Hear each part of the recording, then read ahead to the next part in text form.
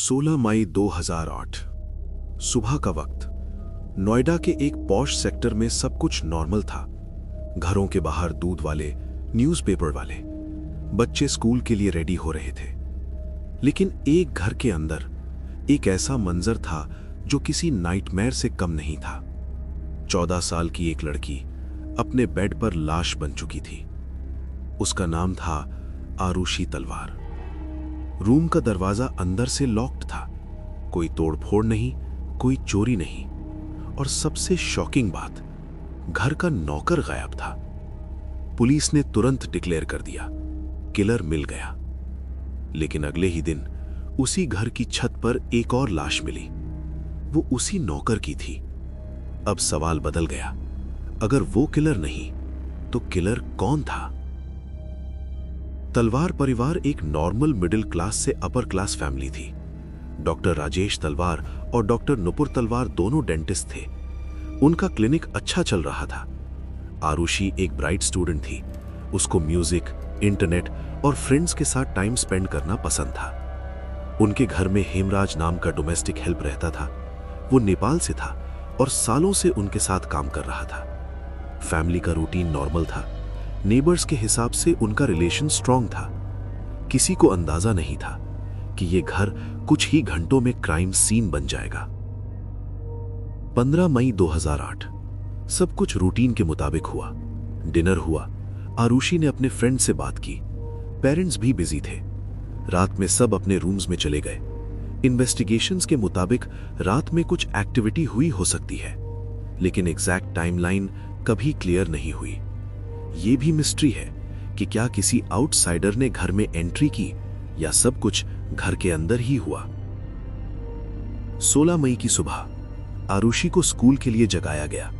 Door locked था। जब दरवाजा खोला गया, पेरेंट्स की दुनिया खत्म हो चुकी थी। आरुषि बेड पर मृत थी। पुलिस बुलाई गई, मीडिया आ गया, क्राइम सीन डिस्टर्ब हो गया। सबसे बड़ी गलती यही हुई। पुलिस ने पहले दिन टेरेस चेक नहीं की। अगले दिन टेरेस पर हेमराज की लाश मिली। यह डिस्कवरी ने इन्वेस्टिगेशन को उल्टा कर दिया। अब एक नहीं, 2 मर्डर्स थे और दोनों एक ही घर में हुए थे। केस में कई शॉकिंग लैप्सेस हुए।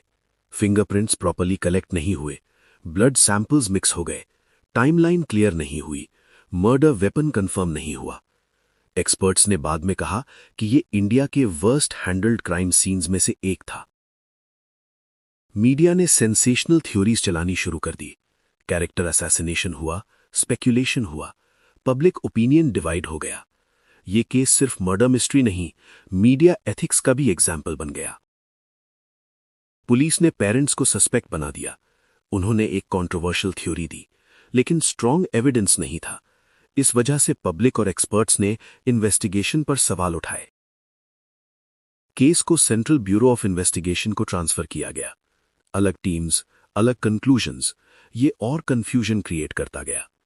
2013 में ट्रायल कोर्ट ने तलवार कपल को गिल्टी डिक्लेयर किया, लाइफ इम्प्रिजनमेंट। लेकिन 2017 में इलाहाबाद हाई कोर्ट ने उन्हें अक्विट कर दिया। कोर्ट ने कहा, एविडेंस सफिशिएंट नहीं है। आज भी किलर अननोन है। केस अब भी लोगों के दिमाग में है। ये इंडिया के बिगेस्ट अनसॉल्व्ड मर्डर मिस्ट्रीज में से एक है। एक बेटी, एक परिवार, एक सिस्टम, सब कुछ इस केस में टेस्ट हुआ। सच शायद कहीं छुपा है या शायद कभी सामने नहीं आएगा, लेकिन यह केस हमेशा याद दिलाता रहेगा कि जस्टिस सिर्फ वर्डिक्ट नहीं, सच की तलाश भी होती है।